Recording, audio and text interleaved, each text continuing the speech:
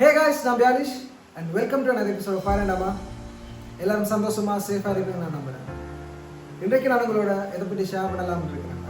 தி living book, ஜீவ புத்தகம். நம்மளுடைய பரிசுத்த வேதாகமத்துக்கு இருக்கின்ற இன்னும் ஒரு பேர் தான் ஜீவ புத்தகம்.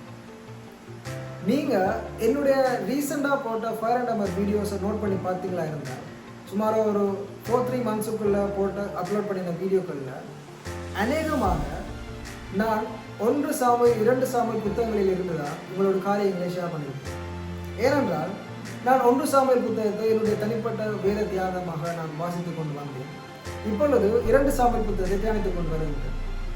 இப்போ நீங்கள் யோசிக்கலாம், ஒரு நாளைக்கு ஒரு அதிகாரம் என்று வாசித்து முடித்தாலே எப்படியும் ஒரு 1.5 மாதத்துக்குள்ளேயே 2 புத்தகத்தையும் வாசித்து முடிக்கலாம். நீங்கள் என்னடா 2-3-4 மாதத்துக்கிட்ட இருக்கிற அப்படின்னு சொல்லி. ஆக்சுவலி நான் ஒரு நாளைக்கு ஒரு அதிகாரம் என்று வாசித்தாலும் கூட அதை ஒரே நாளில் முடிப்பது கிடையாது. ஏனென்றால் நாங்கள் வேதாகமத்தை லிவிங் புக், ஜீவ புத்தகம் என்று சொல்வதற்கு ஒரு காரணம் இருக்கின்றது.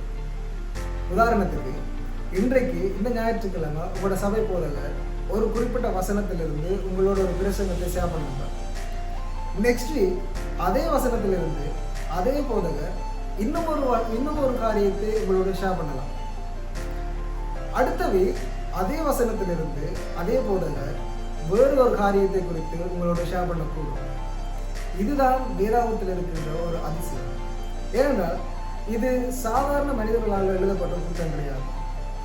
கர்த்தராகிய ஆவியானவர் மனிதர்களோடு பேசி மனிதர்களுக்கு உணர்த்தி அவர்களுடைய உந்துதலின் மூலமாக எழுதப்பட்டதுதான் இந்த பரிசுத்த வேதாகமமாகிய ஜீவ புத்தகம். இது வாழும் புத்தகம். நாங்கள் இன்றைக்கு ஒரு வசனத்தை வாசித்து தியானித்தமாக இருந்தால் அதிலிருந்து ஆண்டவர் எங்களோட காரியத்தை பேசுவார். அதே வசனத்தை திரும்ப பின்னரும் எடுத்து வாசித்தமாக இருந்தால் வேறொரு காரியத்தை ஆண்டவர் எங்களோட பேச வல்லமுள்ளதாக இருக்கிறார். இந்த ஜீவ புத்தகம் எங்களோட நேரடியாக எங்களுடைய இருதயத்திலே, எங்களுடைய சிந்தையிலே, எங்களுடைய வாழ்க்கையிலே பேசக்கூடிய வல்லமையை கொண்ட ஒரு புத்தகம். அதனால தான் இந்த உலகத்தில் இருக்கிற எல்லா புத்தகங்களை பார்க்கிறோம். இந்த பரிசுத்த வேதாகமாகிய ஜீவ புத்தகம் வல்லமையான ஒரு புத்தகம் என்று நாங்கள் கருதுகிறோம். இந்த வல்லமை உள்ள தேவனுடைய சத்திய வார்த்தை அடங்கிய இந்த ஜீவ புத்தகத்தை ஆவியானவர் எங்களுக்கு தந்து அதை நாங்கள் எங்களுடைய கையில் வச்சு வாசிப்பதற்கே எங்களுக்கு ஒரு பெரிய சலாக்கியம் இருக்கிறது.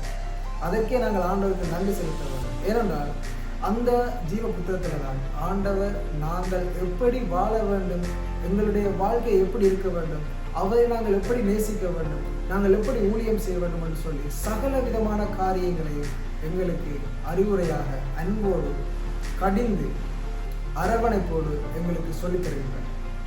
இந்த ஜீவ புத்தகத்தை நாங்கள் தினமும் எங்களுடைய வாழ்க்கையிலே வாசிக்கும் ஒரு கடமையை கடைபிடிக்கிறோம். சும்மா ஒரு நாளைக்கு ஒரு அதிகாரம் வாசித்தா காணும் என்று சொல்லி நாங்கள் காலையில் எழும்பி கடகடன்னு வாசித்து போகிறதில்லை. காலையில் எழும்பி நாங்கள் ஒரு 5 வசனம் வாசித்தாலும் அந்த 5 வசனத்தின் மூலமாக கர்த்தராகிய ஆவியானவர்களோடு என்ன பேசுகின்றார் என்று சொல்லி நாங்கள் அதை தியானிக்கும் போது அவர் எங்களோடு பேசுவார், எங்களோடு அவர் இடைப்படுவார். அந்த 5 வசனங்களிலிருந்தும் கூட எங்களுக்கு பெரிய ஆழமான சத்தியங்களை அவர் எங்களுக்கு போதிப்பார். அதன் மூலம் எங்களுடைய ஜீவனுக்கு போஷணையாக அனுப்புவார். ஸோ கைஸ், இன்றைக்கு நான் உங்களுடைய ஷேர் பண்ணியிருந்த காரியங்கள் தான் நான் ஒவ்வொரு வீடியோலையும் சொல்லுவேன். தினமும் ஜெபித்து வேதத்தை வாசித்து தியானித்து அப்படின்னு சொல்லி அந்த தியானித்து என்பதற்கான அடையாளம் இதுதான். நாங்கள் இந்த சத்திய வார்த்தைகள் அடங்கிய ஆவியானவருடைய இந்த ஜீவ புத்தகத்தை தினமும் வாசித்து அதை தியானித்து ஆவியானவர்களோடு என்ன பேசுகிறார் என்பதை நாங்கள் உணர்ந்து அதன்படி எங்களுடைய வாழ்க்கையை நாங்கள் வாழ்வதுதான் கர்த்தருக்கு பிரியமாக அவருடைய சித்தத்தின்படி வாழும் வாழ்க்கை. ஸோ கைஸ், இன்றைக்கு நாங்களுடைய ஷேர் பண்ணித்த காரியங்கள் தான். இது உங்களுக்கு ஆசீர்வாதமாக இருக்குமா? அப்படி ஆசீர்வாதமாக இருந்தால் share with friends, because we should shake the world by the word of God. தினமும் ஜெபித்து வேதத்தை வாசித்து தியானித்து இந்த ஜீவ புத்தகம், இந்த சத்திய வார்த்தையில் அடங்கிய கர்த்தருடைய ஆவியானவருடைய இந்த புத்தகம் எங்களோடு என்ன பேசுகின்றது என்பதை நாங்கள் ஆழமாக செவிகுத்து கேட்டு அதன்படி எங்களுடைய வாழ்க்கையை நாங்கள் வாழுவோம்.